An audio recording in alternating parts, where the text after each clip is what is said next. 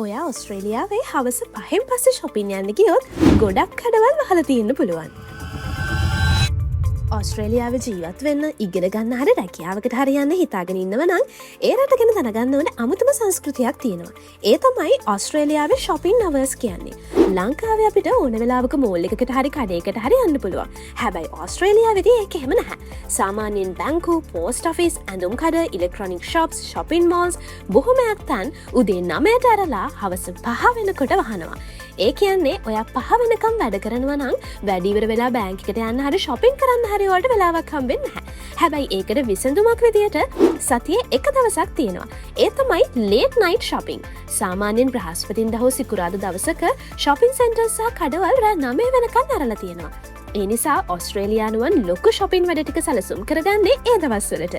ඒ වගේම වීකෙන්ඩ් එක ආවමත් තත්ත්වය තවත් වෙනස්. ගොඩක් කඩවල් හවස 4 හෝ 5 වෙනකොට වහනවා. සමහර රීජනල් ඒරියාස් වල ඉරිදට කඩවල් සම්පූර්ණයෙන්ම වහලා තියෙනවා. තව දෙයක්ත් තියෙනවා.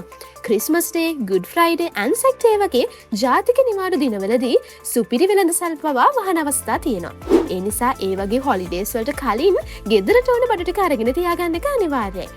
හැබැයි හදිසිය කෑමක් හරි බීමක් හරි අපිට ඕනෙ වුණොත් ඔයාට බය වෙන්න දෙයක් නැහැ. කෝල්ස්, වෝල්වර්ඩ්ස්, ඇල්ඩි වගේ සුපර්මාකට්ස් බොහෝ දවස්වල රෑ වෙනකම් ඇරලා තියෙනවා. ඒ වගේම 7-Eleven වගේ කන්වීනියන්ස් ස්ටෝර්ස් පැය 24ම වැඩ කරන තැනුත් තියෙනවා. ඒ නිසා ඕස්ට්‍රේලියාවේ ජීවත් වෙන්න යනවා නම් ටයිම් මැනේජ්මන්ට් කියන දේ ඉගෙන ගන්න එක ගොඩක් වැදගත්. මොකද මෙහි කඩවල් ඔයා වෙනුවෙන් බලන් ඉන්නේ නැහැ. ඔයා තමයි ඒ වගේ වෙලාවට හැඩ ගැහෙන්න ඕනේ.